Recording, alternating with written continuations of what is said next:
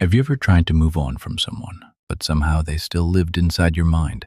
You stopped talking, the relationship ended, time passed, but emotionally, spiritually, mentally, it still felt like they had access to you. You think about them constantly, you compare new people to them. You feel emotionally pulled back toward them even when you know the relationship damaged you. And honestly, some people are not just struggling with heartbreak, they are struggling with unhealthy soul ties.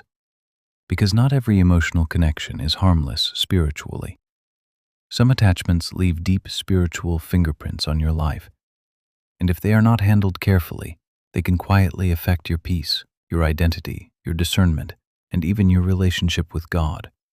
Today we are going to talk about what soul ties really are, why they become spiritually dangerous, and how Scripture warns believers about destructive attachments. And by the end of this video, you may finally understand why certain people have been so difficult to let go of. 1. What is a soul tie?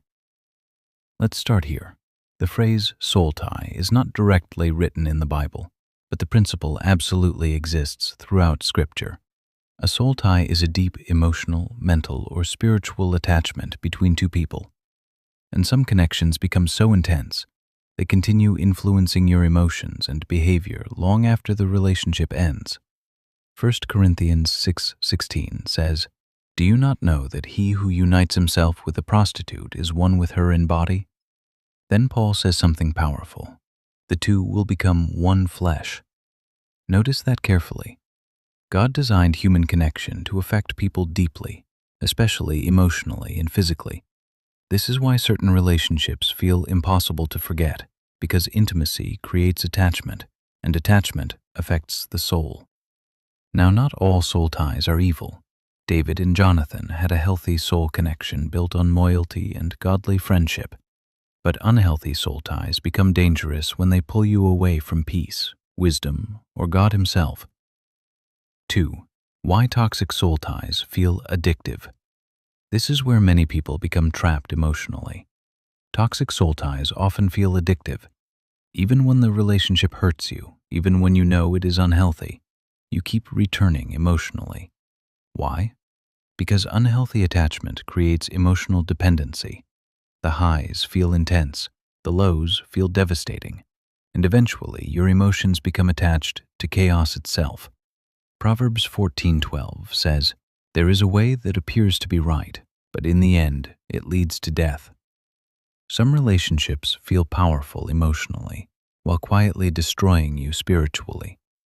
And the frightening part is this: many people mistake emotional intensity for genuine love, but peace and obsession are not the same thing. A healthy connection should strengthen clarity, not create constant confusion and emotional instability.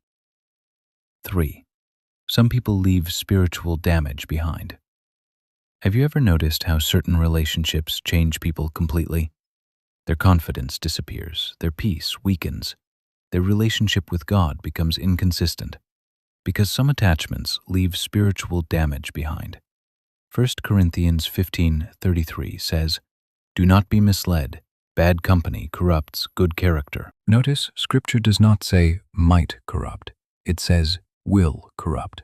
Who you connect yourself to matters deeply, and some people carry chaos into your life spiritually. You begin compromising values, ignoring convictions, normalizing unhealthy behavior, and slowly, the relationship starts changing who you are becoming. That is why discernment matters before emotional attachment becomes deep, because once strong soul ties form, walking away becomes emotionally difficult even when wisdom says you should. 4. Samson is a warning. Samson's story is one of the clearest biblical examples of destructive attachment. Judges chapter 16 describes a man chosen by God, yet emotionally entangled with someone slowly destroying him. Delilah manipulated him repeatedly. The warning signs were obvious, but Samson stayed emotionally attached anyway. Why? Because emotions can blind discernment when attachment becomes unhealthy. And eventually, Samson lost his strength, his freedom, and his clarity. Not instantly, gradually. That is how destructive soul ties often work. They slowly weaken people spiritually while convincing them everything is fine emotionally. And many believers still repeat this pattern today, ignoring red flags because the emotional attachment feels too powerful to walk away from. 5. Soul ties can keep you stuck in the past. Some people physically leave your life, but emotionally still control parts of you years later. That is dangerous, because unhealthy soul ties often keep people emotionally trapped in seasons God was trying to move them out of. Isaiah 43:18 says, "Forget the former things, do not dwell on the past." But many people cannot move forward because emotionally, part of them is still attached backward. They compare every new relationship to the old one. They replay memories constantly. They secretly crave people who hurt them. And eventually, their emotional world becomes controlled by someone no longer even present physically. That is spiritual bondage emotionally. And God never intended relationships to imprison your peace. 6. How to break unhealthy soul ties. Now here is the hopeful part. Unhealthy soul ties can be broken, but healing usually requires honesty first. You must stop romanticizing what damaged you. Stop calling chaos passion. Stop calling emotional addiction love. James 4:7 says, "Submit yourselves then to God. Resist the devil, and he will flee from you." Healing begins with surrender to God, not continued attachment to what keeps destroying your peace. Sometimes breaking soul ties requires distance, boundaries, removing constant access, because wounds cannot heal properly while unhealthy attachment keeps reopening them emotionally. Romans 12:2 says, "Be transformed by the renewing of your mind." Your mind matters spiritually.